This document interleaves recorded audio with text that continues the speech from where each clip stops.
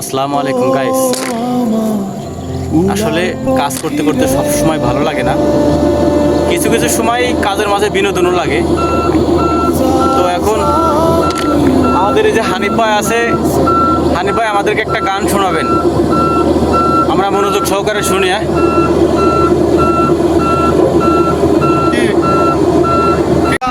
হৃদয় সরল সরল মনটা ছিল নর